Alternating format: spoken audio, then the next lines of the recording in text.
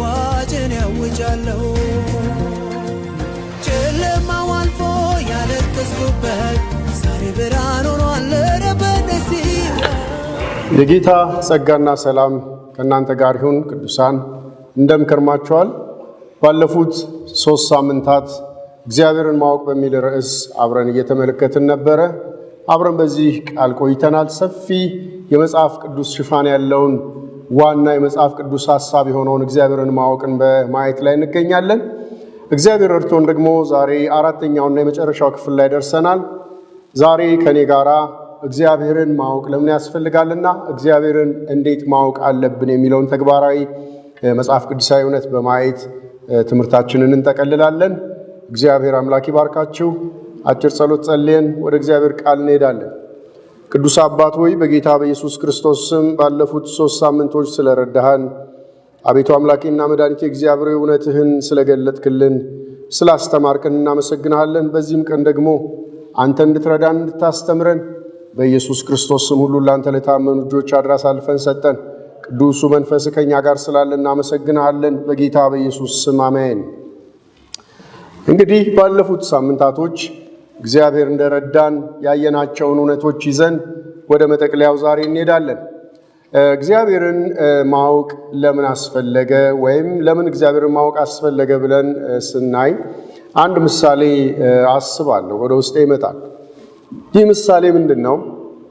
አንድ ትንሽ ብላቴና ከአባቱ ጋር እጅ ለእጅ ተያይዘው ሲሄዱ ብላቴናው ድንገት ወደ ላይ ቀና ሲል አንዲት ትንሽ ትንኝ የምታክል ነጭ ነገር ሰማይ ላይ ስትሄድ ያያል። አባቱን ይጠይቀዋል። አባቴ ምንድነው ያ ነገር ይለዋል። አባቱም አውሮፕላን ነው ይለዋል። አውሮፕላን ምንድነው ብሎ ሲለው በአውሮፕላን ማለት ሰዎች የሚጓጓዙበት በጣም ብዙ ሰዎች በውስጡ ይዞ በአየር ላይ የሚንሳፈፍ የመጓጓዣ አይነት ነው ይለዋልና ልጁ ያቺ ትንኝ የምታክል ነገር ብዙ ሰዎች በውስጧ አለ የሚለውን ነገር ምንም አእምሮ ሊቀበልለት አልቻለም። እንዴት እቺ ትንሽ ነገር እንዴት ብዙ ሰው በውስጧ ትይዛለች እያለ አባቱን በጣም በጥያቄ ያስጨነቀው። አባቱም ይህንን ነገር ተረዳና ቆይ ልጄ ቆይ አሁን ይህን ጥያቄ አልመልስልህም የምመልስበት ቀን አለ ብሎ በሚቀጥለው ቀን ልጁን ወደ አውሮፕላን ማረፊያ ይዞት ሄደ። ወደ አውሮፕላን ማረፊያ ይዞት ሄዶ በመሬት ላይ ያረፉትን ትልልቅ አውሮፕላኖች በቅርበት አሳየው። አየህ ልጄ ትናንትና በሰማይ ላይ ያያት በጣም ትንሿ አውሮፕላን እንዲቀርብ ብለህ ስታያት ይኸውልህ ይሄንን ነው የሚያክለው ሲለው ልጁ አሁን በደንብ ለጥያቄው መልስ አገኘ። አሁን በቃ አባቴ ገብቶኛል። እኔ እኮ በጣም ትንሽነቷን አይቼ ነበረ። አሁንማ ይሄ እንዳልከው 200-300 ሰው መያዝ ይችላል፣ በጣም ትልቅ ነው ብሎ ለጥያቄው መልስ አገኘ። እንግዲህ እንደምናስተውለው ሁላችንም ይህን ልጅ ምንድነው ለጥያቄው መልስ እንዲሆን ያደረገው? ትናንትና ለማመን የከበደው ዛሬ ደግሞ ልክ ነው እንደውም ከዛ በላይ ሊይዝ ይችላል ሊያስባለው አንድ ነገር ነው፣ ቅርበቱና ርቀቱ።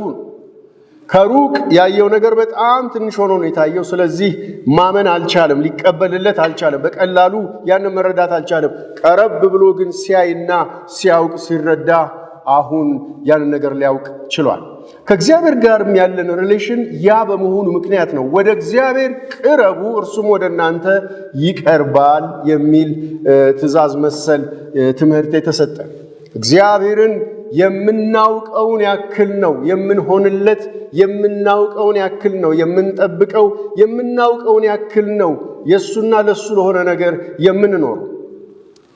ስለዚህ ለምንድን ነው እግዚአብሔርን ማወቅ ለምን አስፈለገም ብለን ስንል እግዚአብሔር የመጀመሪያው ነጥብ የፈጠረን ለግንኙነታዊ ለወዳጃዊ ግንኙነት ለቤተሰባዊ ግንኙነት ስለሆነ ግንኙነት ደግሞ የሚጀምረው በመተዋወቅ ስለሆነ እግዚአብሔርን ካላወቅነው በቀር በዛ ቤተሰብ ውስጥ መታቀፍ አንችልም፣ የዘላለምን ሕይወት ማግኘት አንችልም። ለዚህ ነው ጌታ ኢየሱስ ክርስቶስ በዮሐንስ ወንጌል ምዕራፍ 17 ቁጥር 3 በሶስቱም ሳምንቶች ደጋግመን ያየን የመጽሐፍ ቅዱስ ክፍል አንተንና ልጅህን ኢየሱስ ክርስቶስን ያውቁ ዘንድ የዘላለም ሕይወት ናት ብሎ የተናገረው እግዚአብሔርን ማወቅ ቤተሰባዊነት የሚፈጥረው ለተቀበሉት ሁሉ ሲል ያንን የዘላለም ሕይወት የምናገኘው የእግዚአብሔር ልጅነትን የምናገኘው እሱን በማወቅ ነው።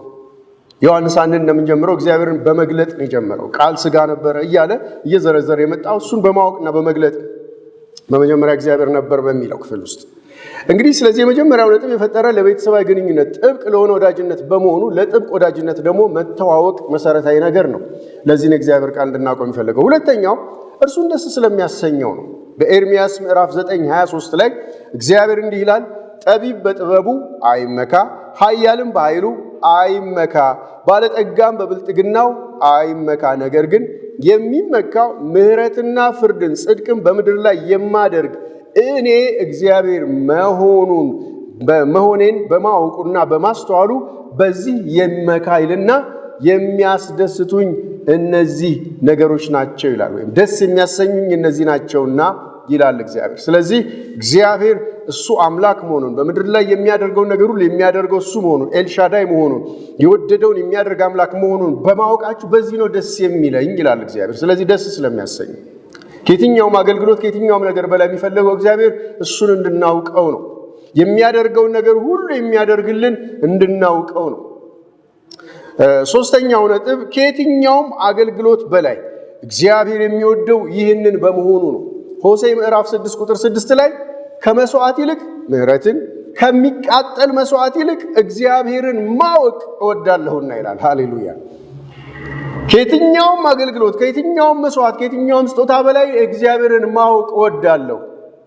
ስለዚህ ከሁሉ የሚበልጥ በመሆኑ እግዚአብሔርን ማወቅ የሚያስፈልገን ለዛ ነው። ሌላው ትእዛዝ በመሆኑ ነው። ትእዛዝ ነው። እግዚአብሔርን ማወቅ ትእዛዝ ነው። ምሳሌ 3:6 ላይ በመንገድ ሁሉ እርሱን እወቅ ይላል።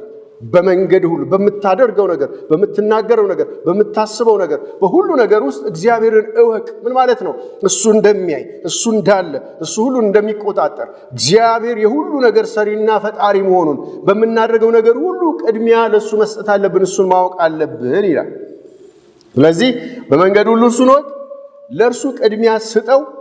ደግሞ ማን እንደሆነ ካወቅክ ብቻ ነው ቅድሚያ ልትሰጠው የምትችለው ለእግዚአብሔር። ምክንያቱም እናንተ አንድ ሙያዊ እገዛ ብትፈልጉ ወይ ደግሞ አንድ የሆነ ነገር ሰው እንዲረዳችሁ ብትፈልጉ የምትፈልጉት ሰው በትክክል ለዛ ጥያቄ መልስ የሚሰጥ ነው። እግዚአብሔር ማን እንደሆነ ካልተረዳን፣ እግዚአብሔር ማን እንደሆነ ካላወቅን በስተቀር የራሳችንን አማራጭ የራሳችንን መንገዶች በራሳችን ማስተዋል እንደገፋለን። የእግዚአብሔር ቃል ግን ያንን ነው የሚለን፣ በራስ ማስተዋል አትደገፍ ነው የሚለው። እግዚአብሔርን ማወቅ ለሱ መጀመሪያው ነገር ነው የሚሆነው። አንደኛ ዜና ምዕራፍ 28 ቁጥር 9 ላይም እንደዚህ ይላል፣ ትእዛዝ በመሆኑ የሚለው አንተም ልጄ ሰሎሞን ሆይ እግዚአብሔር ልብን ሁሉ ይመረምራል፣ የነፍስንም ሐሳብ ያውቃል፣ የአባትህን አምላክ እወቅ። በፍጹም ልብና በነፍስ ፍቃድ አምልከው፣ ብትፈልገው ታገኘዋለህ፣ ብትተው ግን ለዘላለም ይጥልሃል ይላል። ዘዳግም 4:9 እንዲህ ይላል፣ እንግዲህ እግዚአብሔር በላይ በሰማይ በታች በምድር አምላክ እንደሆነ ሌላም እንደሌለ ዛሬ እወቅ በልብህም ያዝ ይላል። ማወቅ እግዚአብሔርን ማወቅ ምን እንደሆነ በሰማይም ሆነ በምድር ሌላ አምላክ እንደሌለ ሁሉን ነገር የሚሰራና የሚያደርገው እሱ እንደሆነ እወቅ። ትእዛዝ የሚመስል ሐሳብ እናገኛለን እዚህ ጋር። ሌላው እግዚአብሔርን ለማወቅ ለምን አስፈለገ ለሚለው አምስተኛ ነጥብ ከእግዚአብሔር ጋር ለሚኖረን ግንኙነት መሰረታዊና ዋናው ነገር የሞትና የሕይወት ጉዳይ ነው። ደግሞም የዘላለም ሕይወት ጉዳይ በመሆኑ እግዚአብሔርን ማወቅ የዘላለም ሕይወት ስለሆነ ዋናው የመጽሐፍ ቅዱስ መልእክት ስለሆነ፣ ሌላው ነጥብ ስለ ራሳችን ትክክለኛ ማንነት ማወቅ የምንችለው እግዚአብሔርን ስናውቅ ስለሆነ አንደኛ ዮሐንስ ምዕራፍ 4 ቁጥር 9 እናንተ ልታነቡት ትችላላችሁ። ስለ ራሳችን ትክክለኛ ማንነት ማወቅ የምንችለው እግዚአብሔር ማን እንደሆነ ስናውቅ ነው። ሌላው ፍቅር፣ ቅድስና፣ ጽድቅ፣ እግዚአብሔርን መፍራት፣ ጸሎት፣ ሌሎች ነገሮች፣ አገልግሎት፣ እነዚህ ሁሉ ነገሮች እግዚአብሔርን የማወቅ ፍሬዎች ናቸው። እግዚአብሔርን የማወቅ ውጤቶች ናቸው። እግዚአብሔርን የምናመልከው ስናውቀው ነው። ካላወቅነው የሚገባውን አይነት ምስጋናና ክብር አንሰጠው። ካላወቅነው የሚገባውን አይነት ቃላት መጠቀም አንችልም። ካላወቅነው ሕይወታችንን በዛ ልክ ልንሰጥ አንችልም። ስለዚህ እግዚአብሔርን በጽድቅ በቅድስና ልንኖርለት የምንችለው ራሳችንን የምንለይለት ራሳችንን የምንሰጠው ስናውቀው ነው። ምክንያቱም ለምናውቀው ሰው ነው ራሳችንን የምንሰጠው፣ ላመንነው ሰው ነው፣ በደንብ ላወቅነው ሰው ነው፣ ለተማመንበት ሰው ነው ራሳችንን የምንሰጠው። ሌላው ነጥብ እርሱን ለመምሰል እርሱን ማወቅ ያስፈልገናል። ምክንያቱም ያላየነውን ነገር መሆን አንችልም። ጌታ ኢየሱስ ክርስቶስ ሲናገር እኔ ከእርሱ እንዳየሁ አደርጋለሁ አለ። ከአባቴ እንዳየሁ ያየውን ያደርጋል። ከእሱ እንደሰማው ይላል። ግንኙነት አላቸው። የጠበቀ አክቲቭ የሆነ ግንኙነት አላቸው። እግዚአብሔር ከምንም በላይ አክቲቭ የሆነ ግንኙነት፣ በጣም የማይቋረጥ ያልተቋረጠ ሕያው የሆነ ግንኙነት ከእሱ ጋር እንዲኖረን ይፈልጋል። የምናምነው የምናውቀውን ያክል ነው። መዝሙር 9:10 ላይ ይህን ማየት እንችላለን። ዕብራውያን ላይ ማየት እንችላለን። እምነት ከመስማት ነው፣ መስማትም በእግዚአብሔር ቃል ነው ይላል። ስለዚህ የምናምነው እግዚአብሔርን ስናውቀው ነው። ለምሳሌ አሁን ይህን ፕሮግራም ቁጭ ብላችሁ በቤታችሁ የምትመለከቱ ሰዎች የተቀመጣችሁበት ሶፋ ይሁን የተቀመጣችሁበት ወንበር ይሁን ካሁን ይጥለኛል እያላችሁ ስጋት ላይ ሆናችሁ አይደለም ይህን ፕሮግራም እየተከታተላችሁ ያላችሁት። ለምን? ወንበሩ እንደማይጥላችሁ ታውቃላችሁ። ደጋግማችሁ አይታችሁታል። ብዙ ጊዜ ተቀምጣችሁበታል። ለረጅም ዓመት ተቀምጣችሁበታል። ስለዚህ ወንበሩም ሆነ ሌላ የተቀመጣችሁበት ነገር እንደማይጥላችሁ እርግጠኛ ናችሁ። ስላወቃችሁት እንጂ የማታውቁት ቢሆን በትክክል እንዲዘና ብላችሁ መቀመጥ አትችሉም ነበር። እግዚአብሔርንም የምናምነው የምንደገፍበት፣ ለሌላም ነገር የምናምነው፣ በሁሉ ነገር እሱን ቅድሚያ የምንሰጠው፣ የራሳችንን መፍትሄና አማራጭ የማንፈልገው እሱ ማን እንደሆነ ስናውቅና ስናምነው ስንታመነው ነው። ሌላው የምንበረታታው የምናርፈው ያወቅነውን ያክል ነው። የምንበረታውና የምናውቀው ያወቅነውን ያክል ነው። ይህም በእግዚአብሔር ቃል ውስጥ በመዝሙር 46 ዳዊት መዝሙር 46 ቁጥር 10 ላይ ምን ይላል? እረፉ እኔም አምላክ እንደሆንኩ እወቁ። እረፍት ያለው እግዚአብሔር አምላክ መሆኑን በማወቅ ነው። ዳንኤል 11:32 ደግሞ እንዲህ ይላል፣ አምላካቸውን የሚያውቁ ሕዝብ ይበረታሉ ያደርጋሉ።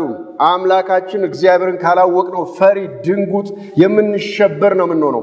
በመዝሙር ላይ እንደተጻፈ እንዲህ ብለን መዘመር አንችልም። አምላካችን መጠጊያችንና ኃይላችን፣ ባገኘን በታላቅ መከራ ረዳታችን። ስለዚህ ምድር ብትናወጥ ተራሮች ወደ ባህር ቢወሰዱ አንፈራ ማለት የምንችለው እሱ ከነውጥ በላይ ምድርን የሚያናውጥ ምድርን የሚያረጋጋ ኃይል ያለው እሱ ጋር ብቻ እንዳለ መሆኑን ስናውቅና ስናምን ብቻ ነው።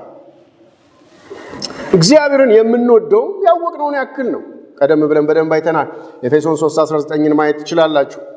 የምንታዘዘው የምናውቀውን ያክል ነው። የምናከብረው የምናውቀውን ያክል ነው። አንደኛ ቆሮንቶስ ምዕራፍ 15 ቁጥር 34 ላይ ይህንን ሄዳችሁ ማየት ትችላላችሁ። ሁለተኛ ቆሮንቶስ 13:5 ላይ ይህን ማየት ትችላላችሁ። ገላትያ ላይ ያለውን ግን እኔ ያነብላችኋለሁ። ነገር ግን በዚያን ጊዜ እግዚአብሔርን ሳታውቁ ይላል፣ እግዚአብሔርን ሳታውቁ አማልክት ለማይሆኑ ባሪያዎች ሆናችሁ ተገዛችሁ። አሁን ግን እግዚአብሔርን ስታውቁት ይልቅስ በእግዚአብሔር ስትታወቁ እንደገና ወደ ደካማ ወደሚናቅ ወደ መጀመሪያ ትምህርት እንዴት ትመለሳላችሁ? እንደገና ባሪያዎች ሆናችሁ ዳግመኛ ለዚያ ልትገዙ ትወዳላችሁን? ከባርነት ነፃ መውጣት የሚቻለው በእውነተኛ ሕይወት መመላለስ የሚቻለው እግዚአብሔርን ስናውቅ ብቻ ነው። ሳናውቅ አምላክ ላልሆነ አምላክ ነው ብለን ሰግደናል። ሳናውቅ ሕይወት ላልሆነ ሕይወት ነው ብለን ተጉዘናል። ለሌሎች ነገሮችን ወስነናል። እግዚአብሔርን ስናውቀው ግን ሁሉን ነገር በትክክለኛው መንገድ ማካሄድ እንችላለን። እግዚአብሔርን ማወቅ የሁሉ ነገር መጠቅለያ ነው። ወገኖቼ እግዚአብሔርን ታውቁታላችሁ ወይስ ስለ እግዚአብሔር ብቻ ነው የምታውቁት? እግዚአብሔርን በግል ትተዋወቃላችሁ ከእግዚአብሔር ጋር? በማለዳ በቀትር በምሽት በሌሊት ከእሱ ጋር ትነጋገራላችሁ፣ ታወራላችሁ። በጸሎት ስፍራችሁ አብራችሁ ጊዜ ታሳልፋላችሁ። ሁለንተናችሁን ሰጥታችሁታል። በሙሉ ኃይላችሁ ትፈልጉታላችሁ እግዚአብሔርን። ይህ ካልሆነ ትልቅ ኪሳራ ነው። ይህ ካልሆነ በትክክለኛው መንገድ ላይ አይደለም ያለ ነው። ወገኖቼ ከዚህ ሐሳብና ሐሳብና አካሄድ ልንመለስ ይገባናል። በጽድቅ የምንኖረው የሚያወቅነውን ያክል ነው። ቅድም ተናግሬያለሁ። የሁሉ ነገር መጠቅለያና ፍጻሜ ነው። ኤርምያስም ዕብራውያን ላይ ሄደን ስንመለከት እንዲህ ይላል፣ ስለ መጨረሻው ሰዓት ስለሚሆነው ነገር እግዚአብሔር እሱ በምድር ላይ እረፍትን በሚያመጣበት ሁኔታው ሲናገር እንዲህ ይላል፣ እያንዳንዱ ጎረቤቱን እያንዳንዱ ወንድሙን ጌታን እወቅ ብሎ አያስተምርም፣ ከታናሹ ጀምሮ እስከ ታላቁ ሁሉ ያውቁኛል ይላል። ይሄ የነገር መጠቅለያ እንደሆነ የእግዚአብሔር ቃል ይናገራል። መጀመሪያውም እግዚአብሔር ማወቅ ነው፣ መጠቅለያውም እግዚአብሔርን ማወቅ ነው። የምናከብረው እግዚአብሔርን ያወቅነውን ያክል ነው። ምክንያቱም ያንድን ሰው ክብር ካላወቅን በስተቀር ያ ሰው የሚያደርግልንን አንድ የተቀበልነው ስጦታ ከሰው እጅ የተቀበልነው ስጦታን ከፍም ዝቅም የምናደርገው ትልቅም ትንሽም የምናደርገው ከሰጪው ማንነት መዝነን ነው። በጣም ትልቅ ስፍራ የማንሰጠው ሰው ትልቅ ስጦታ ቢሰጠን ስጦታው የዛን ያህል ይቀልብናል። በጣም ትልቅ ብለን ስፍራ የምንሰጠው ሰው ደግሞ ትንሽ ነገር ከሰጠን ስጦታው ትልቅ ነው። ምክንያቱም ሰጪውን ነው የምናየው። እግዚአብሔርን የሰጠንን ልጅነት፣ እግዚአብሔር የሰጠንን በረከት፣ እግዚአብሔር የሚሰጠንን ነገር፣ ከእሱ ጋር ያለንን ግንኙነት የምናከብረው እግዚአብሔር ማን እንደሆነ ስናውቅ ነው። እግዚአብሔር ማን እንደሆነ ስንረዳ ብቻ ነው። ያለዚያ ሁሉ ነገር ይቀልብናል። እግዚአብሔር እንደሚፈልገው ሳይሆን ሕይወታችንም ኑሯችንም እኛ እንደምንፈልገው ይሆንብናል። ስለዚህ እግዚአብሔርን ማወቅ የሁሉ ነገር መጠቅለያ ነው። ምክንያቱም ሐዋርያው ጳውሎስ በኤፌሶን ምዕራፍ 1 ቁጥር 17 ላይ ከላይ እስከ 16 በላይ ባሉት ክፍሎች ውስጥ መንፈሳዊ በረከቶችን ይዘረዝራል። ይሄን አግኝተናል፣ ይሄን አግኝተናል፣ ይሄን ተቀብላችኋል ብያለ ሰማያዊ ጥሪ መጣራታቸውን ትልቁን ጥሪና ትልልቅ በረከቶችን ይናገርና ልጅ መሆናችንን ሳይቀር ይናገርና ነገር ግን ስለ እናንተ እያሳሰብኩ ጸልይ አንድ ነገርን መጸለይ አልተውኩም፣ አንድ ነገርን ማሳሰብ አልተውኩም። እሱም የጌታችን የኢየሱስ ክርስቶስ አባትና አምላክ እሱን በማወቅ የጥበብና የመገለጥ መንፈስ እንዲሰጣችሁ ይላል። ከዛ ቀጥሎ የርስት ክብር ባለጠግነት ምን እንደሆነ እንድታውቁ ይላል። ከዛ ቀጥሎ የብድራታችን ምን እንደሆነ እንድታውቁ እያለ እየዘረዘረ ይሄዳል። የዚህ ሁሉ ቁልፍ ያለው የት ጋር ነው? እግዚአብሔርን ስናውቅ። እግዚአብሔርን ስናውቅ የሰጠን ርስት ታላቅነት ይገባናል። እግዚአብሔርን ስናውቅ የተስፋችን ታላቅነት ይገባናል። እግዚአብሔርን ስናውቅ የተሰጠን ሕይወትና ማንነታችን ራሳችንንም እንቀበለዋለን። ለምን? ትልቁ አምላክ እግዚአብሔር ስለተቀበለን። እግዚአብሔርን ማወቅ በነገር ሁሉ ይሆነልን ወገኖቼ።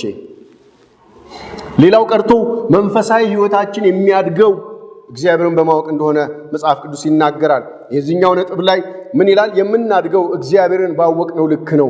እርሱን በማወቅ ስናድግ በመንፈስም እናድጋለን። ቆላስይስ ምዕራፍ 1 ቁጥር 10 ላይ እንዲህ ይላል። ብዙ ነገሮችን ይዘረዝርና ከላይ እግዚአብሔርን በማወቅ እያደጋችሁ። እግዚአብሔርን ማወቅ ምንድነው? ሂደት ነው። በየቀኑ ነው የምናውቀው። ምክንያቱም እግዚአብሔር ታውቆ የሚያልቅ አምላክ አይደለም። ተገልጦ የሚያውቅ አምላክ አይደለም። ምሕረቱ ማለዳ ማለዳ አዲስ ነው። እሱ ማለዳ ማለዳ አዲስ ነው። ስለዚህ እግዚአብሔርን ማወቅ ይሄን አላውቀዋለሁ ወይ ደግሞ ፎርማሊ ስነ መለኮት ተምሬያለሁ፣ ዲግሪ ይዣለሁ፣ ማስተርስ ይዣለሁ፣ ፒኤችዲ ይዣለሁ። እግዚአብሔርን የትኛውም ፎርማል በየትኛውም ትምህርት ደረጃችን ከፍ ብንል እግዚአብሔርን ማወቅ የሚቋረጥ አይደለም፣ የሚያበቃ ግራጁዌት የምናደርግበት አይደለም። ይልቁንም የበለጠ ትናንት ካወቅነው በላይ እያወቅነው ስንቀርበው እየተደነቅን ነው የምንሄደው። ዳዊት እዛ ደረጃ ላይ የደረሰ ይመስለኛል። ግን አሁንም እዛ ደረጃ ላይም ደርሶ ምንድነው የሚለው? ዋላ ወደ ውሃ ምንጭ እንደምትናፍቅ ነፍሴ አንተን ትናፍቃለች፣ ብንም እንጨትና ውሃ በሌለበት ምድረ በዳ ውስጥ ነፍሴ አንተን ተጠማች እያለ አሁንም የሚፈልገው እሱ ነው። ሐዋርያው ጳውሎስ ፊልጵስዩስ ላይ ጻፈውን 20 ዓመት አካባቢ 20 ዓመት ካገለገለ በኋላ ብዙ ታምራቶችን ካየ በኋላ ትልልቅ የእግዚአብሔርን ክብር ከተመለከተ በኋላ አሁንም ምንድነው የምትፈልጉት? አሁንም እግዚአብሔርን ማወቅ ነው የምፈልገው፣ ቢሆንልኝ አሁንም እሱን ማወቅ ነው የምፈልገው ይላል። ወገኖቼ ያላዩት ሀገር አይናፍቅም የሚል አባባል አለ። እግዚአብሔርን ስንቀርበው ስንቀምሰው ነው የበለጠ እያወቅነው የበለጠ እየወደድ ነው የምንመጣው። እግዚአብሔርን አይቶ አለመውደድ አይቻልም። እግዚአብሔርን አይቶ አለማክበር አይቻልም። እግዚአብሔርን አይቶ አለመጠማት አይቻልም። ለዛ ነው ነገስታት በብዙ ክብራቸው ላይ ሆነው ክብራቸው ሳይሆን ህዝቡ ሳይሆን ሀብታቸው ሳይሆን ብልጥግናቸው ሳይሆን እንደ ዳዊት ያሉ ነገስታት ዙፋን ላይ ቁጭ ብለው የሚመኙት የሚራቡት ሰፊ ግዛት አይደለም፣ የበለጠ ኃይል አይደለም፣ የበለጠ እድሜ አይደለም። የሚመኙት የሚራቡት የሚጠሙት ያዩት የቀመሱት እነ ዳዊት እሱኑ ራሱን ነው። ወገኖቼ በራሱ በእግዚአብሔር ካረካችሁ በቀር እግዚአብሔር በሚሰጣችሁ ነገር አትረኩ። በራሱ በእግዚአብሔር ካላረፋችሁ በቀር እግዚአብሔር እጅ በተቀበላችሁት ነገር አታርፉም። እግዚአብሔር በእጁ የሚሰጣችሁ ነገር ወደ ፊቱ ካላመጣችሁ፣ ፊቱን ወደ ማየት ካልመለሳችሁ ትልቅ ኪሳራ ነው። ብዙዎች ዛሬ እጁ ላይ ቀርተናል። ዛሬ ብዙዎቻችን እጁን ነው የምናየው። ነገር ግን እግዚአብሔር በእጁ የሚሰጠን ነገር ሁሉ ፊቱን እንድናይ፣ ክብሩን እንድናይ ወደ እሱ የሚያስጠጉን ናቸው ሊሆኑ የሚገቡት እንጂ ሁል ጊዜ የራሳችንን መንገድና ሕይወት ብቻ እየተከተልን እግዚአብሔርን እንደ ማህበራዊ ሰራተኛ ለምንፈልገው ነገር ጠርተን አናዋርደው። ማንነቱን ካወቅን የኢየሱስ ክርስቶስን ማንነት ካወቅን እንደ ኤቲኤም ማሽን የሆነ ነገር ስንፈልግ ብቻ ሄደን ተቀብለነው የምንመለሰው አይነት አድርገን አንቆጥረውም። ማን እንደሆነ ስናውቀው ከዛ ያለፈ እናስበዋለን። ማን እንደሆነ ስናውቀው የተሰጠንን ሕይወት ከፍተኛነት እንረዳለን። ማን እንደሆነ ስናውቀው ክርስትና ምን ማለት እንደሆነ ይገባናል። ሕይወታችንን በዛ ልክ ነው የሚሆነው። ወገኖቼ የብዙ ውድቀቶቻችን ምክንያት፣ የብዙ ጥፋቶቻችን ምክንያት እግዚአብሔርን አለማወቅ ነው። በብሉይ ኪዳን እንደተጻፈ ሕዝቤ ዕውቀት ከማጣቱ የተነሳ ጠፍቷል ነው የሚለው እግዚአብሔር ቃል። ለዚህ ነው መጽሐፍ ቅዱስ እግዚአብሔርን ማወቅ ላይ ትኩረቱን የሚያደርገው። ምክንያቱም ያወቅነውን ያክል ነው የምንሆነውና ደስ የምናሰኝ ያወቅነውን ያክል ነው። ትልቁ የእግዚአብሔር መሻት የልጁን መልክ ወይንም በሌላ አባባል እርሱን መምሰላችን ነው። እርሱን ለመምሰል ደግሞ እርሱን ማወቅ ይገባናል። እርሱ እንደተመላለሰ ልንመላለስ ይገባል። ይህን ሐሳብ ደጋግሜ አንስቼዋለሁ። እንግዲህ በክርስትና ውስጥ ትልቁ ኪሳራና አደገኛው ነገር እግዚአብሔርን ሳያውቁ ስለ እግዚአብሔር ብቻ አውቆ መኖር ነው። ይሄ ትልቅ ኪሳራ ነው። እግዚአብሔርን ስናውቀው ምን እንደሚፈልግ ይገባናል። ስለዚህ በሰው መንገድ ሳይሆን የምናመልከው፣ በምንወደው መንገድና በመሰለን መንገድ ሳይሆን የምናመልከው የሚገባውን አይነት ግንኙነት ከእሱ ጋር ይኖረናል። የሚገባውን አይነት በሕይወታችን ይገለጣል። ስለዚህ ትልቁ ኪሳራ፣ ትልቁ ውድቀት እግዚአብሔርን ማወቅ ሳይሆን ስለ እግዚአብሔር ብቻ አውቆ መኖር ትልቁ ኪሳራ ነው። የዚህን አይነቱን ዕውቀት ደግሞ ሰይጣንም አለው። የእግዚአብሔር ቃል እንደሚናገር ስለ እግዚአብሔር ማወቅ ከሆነ ሰይጣንም የዚህን አይነት ዕውቀት አለው። ከሰይጣን የተሻለና ያለፈ ዕውቀታችን ምንድን ነው? አባትና ልጅ መሆናችን ነው። ሌላው ምንድን ነው? እሱ ወዳጅነታችን ነው፣ ቤተሰብነታችን ነው፣ ቅርበታችን ነው። ወገኖቼ እግዚአብሔርን እናውቀዋለን ወይስ ስለ እግዚአብሔር እናውቃለን? እግዚአብሔርን ማወቅ የአእምሮ ዕውቀት ብቻ አይደለም። ጥብቅ ግንኙነት፣ በግላችን ከእግዚአብሔር ጋር ጊዜ መውሰድ፣ ከእሱ ጋር ጊዜ ማሳለፍ፣ ከእሱ ጋር ማውራት፣ ከእሱ ጋር መመካከር፣ ሁሉን እንደ ፈቃዱ ማድረግ፣ ድምፁን መስማትና መግባት መውጣት፣ ያለሱ መኖር አለመቻል ነው። ያለሱ ለመኖር ስታስቡ ሊጨንቃችሁ ይገባል። እግዚአብሔር አማራጭ አይደለም። ብዙ ነገሮች አማራጭ ናቸው። እግዚአብሔር ግን አማራጭ አይደለም፣ ብቸኛ ነው። ምንም አማራጭ የሌለው ለሕይወት፣ ለዘላለማዊ ሕይወት፣ ለየትኛውም ነገር አማራጭ የሌለው እግዚአብሔር ብቻ ነው። ማወቅና ያወቅነውን በተግባር መለማመድ በእጅጉ ይለያያል። ያዕቆብ እንደሚነግረን በዚህ ዘመን ብዙዎች መስማት ብቻ የአምልኮ መልክ አላቸው፣ ኃይሉን ክደዋል የሚለውን ሐሳብ የእግዚአብሔርን ቃል በደስታ ይሰማሉ፣ ግን አይፈጽሙትም። እነዚህ ደግሞ በአለት ላይ የወደቀ ዘር፣ በድንጋይ ላይ የወደቀ ዘር ናቸው። ይበቅላሉ፣ ስር አይሰዱም፣ ወዲያውኑ ይደርቃሉ፣ ይጠፋሉ። ወገኖቼ ያዕቆብ በምዕራፍ 1 ቁጥር 22 ላይ እንደዚህ ነው የሚለን፣ ቃሉን የምታደርጉ ሁኑ እንጂ ራሳችሁን እያሳታችሁ የምትሰሙ አትሁኑ ብሎ ያስጠነቅቀናል። ለዚህ ነው መጽሐፍ ቅዱስ ሙሉ ማለት በሚቻል መልኩ እግዚአብሔርን ለማወቅ ብቻ ሳይሆን ከእርሱ ጋር በትክክለኛው መንገድ ስለመተዋወቅ ያስጠነቅቃል። እግዚአብሔርን ስለማወቅ ሳይሆን። ምክንያቱም እግዚአብሔር ነው ብሎ እግዚአብሔር ያልሆነውን መጽሐፍ ቅዱስ ያልሆነውን አምላክ ብዙዎች ያስተምሩታልና በቤተ ክርስቲያን በምትባለው ሳይቀር እግዚአብሔር ነው ብሎ እግዚአብሔር ያልሆነውን መጽሐፍ ቅዱሳዊ ያልሆነውን አምላክ እርሱን የሚያስተምሩ እጅግ በዝተዋልና ማንነቱን ሳያውቁ፣ ባህሪውን ሳያውቁ፣ ክብሩን ሳያውቁ፣ የሚፈልገውን ሳያውቁ። ጢሞቴዎስ ምዕራፍ 1 ከቁጥር 6 እስከ 3 ላይ እንደዚህ ይላል፣ እነዚህን አስተምርና ምከር። ማንም ልዩ ትምህርት የሚያስተምር ከጌታችን ከኢየሱስ ክርስቶስ በሆነው ጤናማ ቃልና እግዚአብሔርን ለመምሰል እግዚአብሔርን የምንመስለው ስናየው ነው። ስለዚህ ትምህርቱ ምን ሊሆን ይገባዋል? እግዚአብሔርን የሚያሳይና የሚገልጥ ሊሆን ይገባዋል ይላል። ትክክለኛ የእግዚአብሔርን ማንነት የማይገልጥ ከሆነ፣ ስለ እግዚአብሔር ትክክለኛ ዕውቀት የማያስጨብጥ ከሆነ፣ እግዚአብሔርን በትክክል የማያሳይ ከሆነ እሱ ከክርስቶስ የሆነው ጤናማ ቃል አይደለም። እግዚአብሔርን የሚገልጥ ከሆነ ምን ያደርጋል? እግዚአብሔርን ወደ መምሰል ያመጣል። እሱን ስናየው እሱን ወደ መምሰል እንሄዳለን። ስለዚህ በዚህ መስመር ሕይወታችንን ልናስተካክል የምንማራቸው ነገሮች፣ የምናያቸው ነገሮች ሁሉ ከእግዚአብሔር ጋር ትክክል፣ ከቃሉ ጋር ትክክል መሆናቸውን እያስተያየን ልንይዝ ይገባል። እንግዲህ ስንጠቀልለው ግንኙነት የሚጀምረው ደግሞም የሚቀጥለው እያደገም እየጠነከረም የሚሄደው ትውውቃችን በጨመረ ቁጥር ነው። እውነተኛ መንፈሳዊነትም እግዚአብሔርን ማወቅ ነው። እግዚአብሔር እንድናውቀው ይፈልጋል፣ ፈቃዱም ነው። እኛ ከምንፈልገው በላይ ይፈልገናል። ፈልጎ ያገኘን እሱ ነው። የጠራን እሱ ነው። የፈጠረን እሱ ነው። ሁሉን ያደረገው እሱ ነው። ስለዚህ የሚጠበቀው የኛ ድርሻ ነው። እሱ ሁሉ ጊዜ ድርሻውን የሚወጣ የማይለዋወጥ አምላክ ነውና እግዚአብሔርን ማወቅ አኗኗራችንንና ከእርሱ ጋር እንዲሁም ከሌሎች ጋር የሚኖረንን ግንኙነት ይወስናል። ለመሆኑ እግዚአብሔርን እንዴት ነው የምናውቀው የሚለውን ነገር ልንገራችሁና ልጨርስ። ይህንን ስነግራችሁ በ15ኛው መቶ ክፍለ ዘመን አካባቢ ይመስለኛል የባህር ላይ ተጓዦች ወይም መርከበኞች የሚያጋጥማቸው አካላዊ በጣም ዝግነን የሚል የአካል መፈራረስ፣ የአካል መቆራረጥና መበጣጠስ የሚያመጣ በሽታ ምንነቱ በወቅቱ ያልታወቀ በሽታ ነበረ እና ሰዎቹን ፍጹም ገጽታቸውን ይቀይረዋል። አፍንጫቸው ተቆርጦ ይወድቃል፣ ጆሮአቸው ተቆርጦ ይወድቃል፣ በጣም ጸጉራቸው ሁሉ ይነቃቀላል። በጣም አደገኛ ሁኔታ ውስጥ ይገባሉ።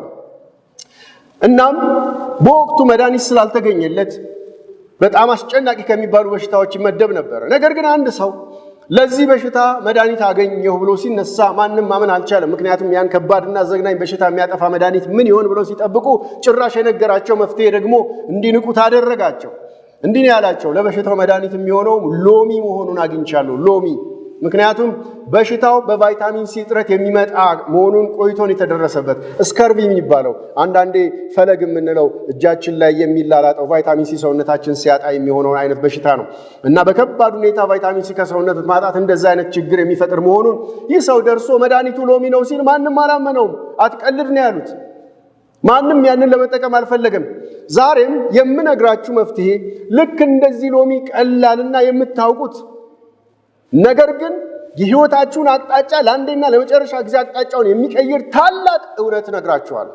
ከሰንደይ ስኩል ጀምሮ ከደህንነት ትምህርታችሁ ጀምሮ የተማራችሁት ግን ዛሬም ማድረግ ያቃተንን እነዚህን ነጥቦች ነግሬያችሁ እጠቀልላለሁ።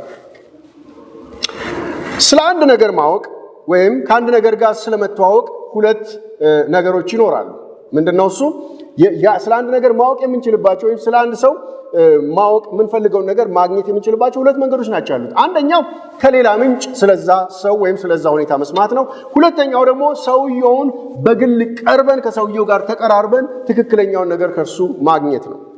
ስለዚህ ከራሱ ከምንጩ መስማት፣ አብሮ ጊዜን ማሳለፍ፣ ልብን ሐሳብን በመስጠት በትጋት ማወቅ እጅግ ጠቃሚ ነው። መመርመር፣ መጠጋት፣ ማወቅ፣ በግል መተዋወቅ ይሄ ዋናው ነገር ነው።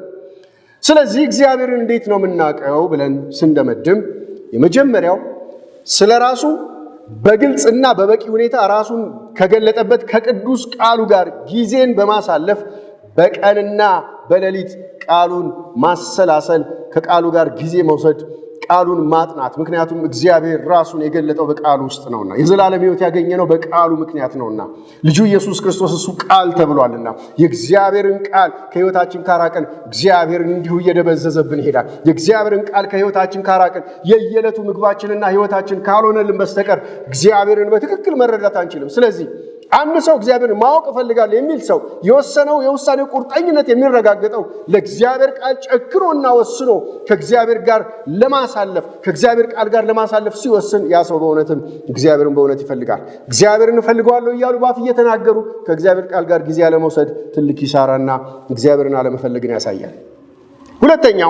ሁለተኛው ከእግዚአብሔር ቃል ጋር ስንቀራረብ ቅድም ያልኳችሁ ከእግዚአብሔር ቃል ጋር ጊዜ መውሰድን በተመለከተ መዝሙር 119 ሙሉን ብናነበው በአስደናቂ ሁኔታ ያስተምረናል። አንደኛ ቆሮንቶስ 2:12፣ ኤፌሶን ምዕራፍ 1 ከቁጥር 16 እስከ 20 ድረስ ያለውን ክፍል እነዚህን ክፍሎች ብናያቸው ከእግዚአብሔር ቃል ጋር ጊዜ ማሳለፍ ምን ያህል ለሕይወታችን የሞት ሽረት የሕይወትና የሞት ጉዳይ እንደሆነ ማየት እንችላለን። ልክ ምግብ መብላት አማራጭ አይደለም። ምግብ መብላት አማራጭ፣ ውሃ መጠጣት አማራጭ አይደለም፣ አስፈላጊ ነገር ነው። ሁለተኛው በጸሎት ስፍራችን በመሆን ከእግዚአብሔር ጋር በጸሎት መገናኘት፣ በትጋት መጸለይ። ትጉና ጸልዩ፣ ሳታቋርጡ ጸልዩ እያለ መጽሐፍ ቅዱስ እርስ በርሳችን ለአንዱ እንዲጸልይ መጽሐፍ ቅዱስ ይናገራል። ስለዚህ ጸሎት ከእግዚአብሔር ቃል ጋር ከቀረብን እግዚአብሔርን እንተዋወቃለን። ከምናውቀው ሰው ጋር ረጅም ሰዓት ማውራት አይከብደንም። ከምንወደው ሰው ጋር ረጅም ሰዓት መነጋገር አይከብደንም። ጸሎት ስራ የሚሆንብን እግዚአብሔርን በትክክል ስላላወቅነውና ስላልወደድነው ነው። ብንወደውና ብናውቀው ከሱ ፊት ዞር ማለት አንፈልግም። አይደለም በሕይወት እያለን ሞተንና ደክመንና ሞተን ከሱ ደጅ ዞር እንዳንል እንደ ዳዊት እንለምነዋለን። በአንተ ቤት ልጣል እንለዋለን ስናውቀው። የመጨረሻው የመጨረሻው ቅዱስ ቃሉን በሚያበራልንና ወደ እውነት ሁሉ በሚመራ መንፈስ ቅዱስ ላይ በመደገፍ ዕለት በመንፈስ ቅዱስ በተሞላ ሕይወት መመላለስ ነው። ከጸለይን የእግዚአብሔርን ቃል ካነበብን የእግዚአብሔር መንፈስ በውስጣችን ይሞላል። በክርስቶስ ኢየሱስ ስናምን ይሄ ይሆኖልናል። ይህን እናደርጋለን። አራተኛውና የመጨረሻው ከቅዱሳን ጋር ጤናማ ህብረት በማድረግ ከእግዚአብሔር የወረስነውን ከእግዚአብሔር የተካፈልነውን ፍቅር ለሌሎች በማካፈል ጤናማ ህብረት በማድረግ ከሌሎች ጋር በመሆን የእግዚአብሔርን ፍቅርና ክብር በሕይወታችን እንገልጣለን። በሌላው የሚገለጠውን የእግዚአብሔርን ኃይልና ክብር እያየን እግዚአብሔርን የበለጠ እናውቀዋለን። በግል ሕይወታችን በሚያደርገው በሌሎችም ሕይወት በሚገልጠው ነገር እግዚአብሔርን እያወቅነው እንመጣለን። ወገኖቼ እግዚአብሔር በዘመናችሁ ይህን ያድርግላችሁ፣ ራሱን ይግለጥላችሁ፣ ያሳውቃችሁ። አሜን።